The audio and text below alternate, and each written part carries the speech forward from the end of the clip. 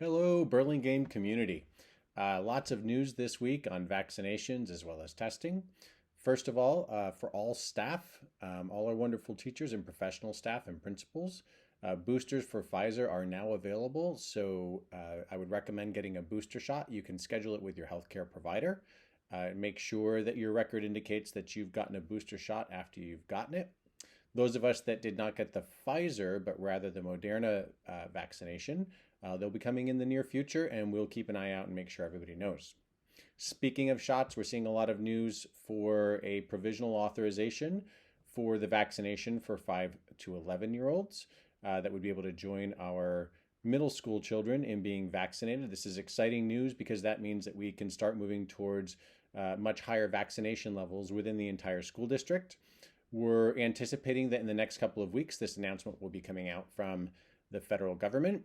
And it's also flu season. So, parents, with that all coming, I would definitely start talking with your pediatrician and talk about making sure to get maybe a flu shot if applicable and how to schedule that with getting your child vaccinated.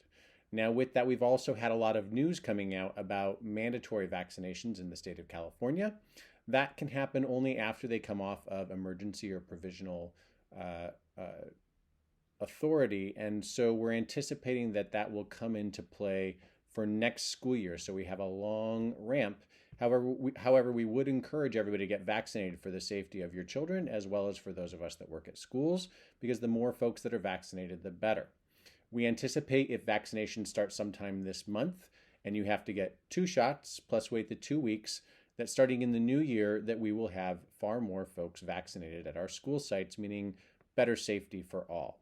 For the meantime, we're keeping all of our health and safety precautions intact until January, when we can see how all of this develops, and then we can make a determination about how to best move forward. We will communicate as we make those decisions. It is fall. You can see that things around here are getting a little celebratory because it looks like Halloween and fall are actually something we can enjoy a bit more this year, but continue to mask up and be safe. And speaking of which, make sure that you keep getting your children tested.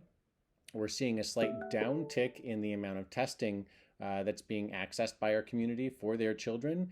Please continue to get your children tested every week until they are vaccinated, to make sure for your own peace of mind and for ours that everybody is nice and safe. And in the meantime, if your children have any symptoms, please continue to keep them home. The community have been fantastic partners in that aspect, and we very much appreciate it because it keeps all of us healthy and allows us to keep school open. Super important. I got some time to spend with parents at the fabulous Washington with the Wildcats this morning. Really enjoyed that and looking forward to getting out to all of the schools now that I can be out and interact with people. It will be outside. We will be masked, but it's just been a wonderful opportunity to start meeting you all. Everybody have a great weekend. Enjoy your time and stay safe. And hopefully we will all have a wonderful fall.